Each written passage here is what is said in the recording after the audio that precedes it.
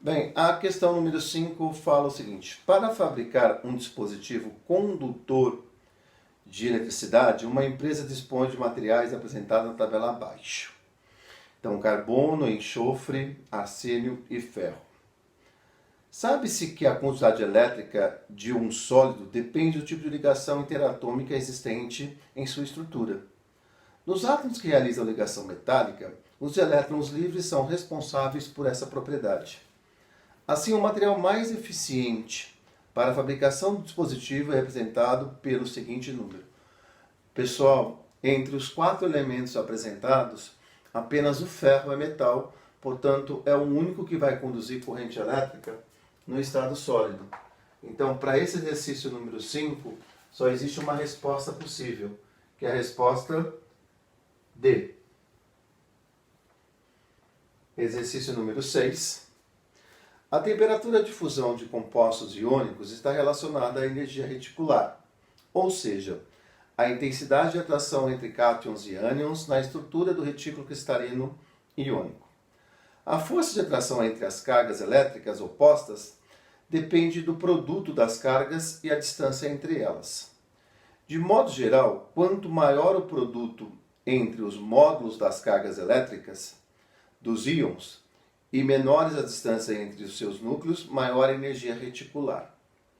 Considere as seguintes pares de cargas iônicas, de substâncias iônicas. Então, MgF2, MgO, KF, CaO, LF e KBr. As substâncias que apresentam a maior temperatura de fusão nos grupos 1, 2 e 3 são respectivamente. Então, ele fala aqui que é o produto dos módulos da carga. Então, por exemplo, o magnésio é mais 2, o flúor é menos 1. O cálcio, o magnésio, é mais 2, o oxigênio é menos 2. Então, o produto do módulo das cargas.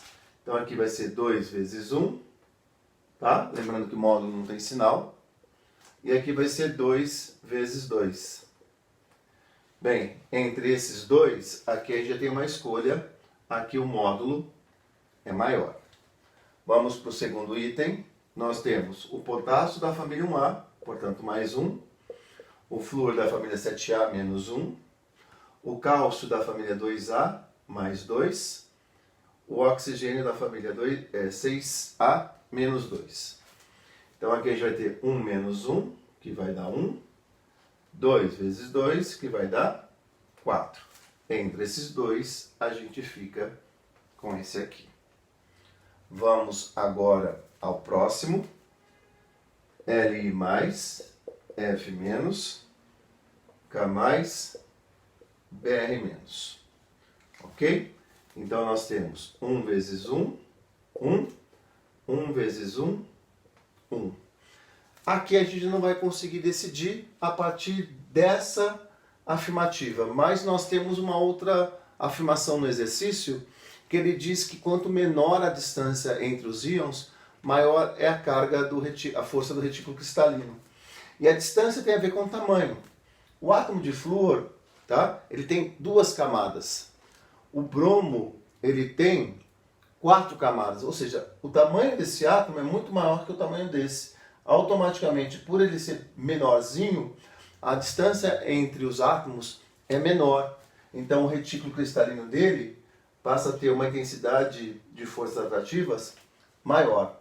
Então, as sequências são essa sequência que eu coloquei aí em evidência e se encontra na letra A desse exercício. Exercício número 7. Então vamos lá. O meteorito de Bendegó foi um dos poucos itens do acervo do Museu Nacional que não sofreu danos após o incêndio ocorrido em 2018. A resistência do meteorito às altas temperaturas deve-se aos seus principais componentes químicos, cujas temperaturas de fusão são apresentadas na tabela abaixo. Nomeie a ligação interatômica presente entre esses componentes do meteorito e nomeie também aquele com maior temperatura de fusão. Pessoal, se eu tenho aqui metais sendo usados, é ligação metálica.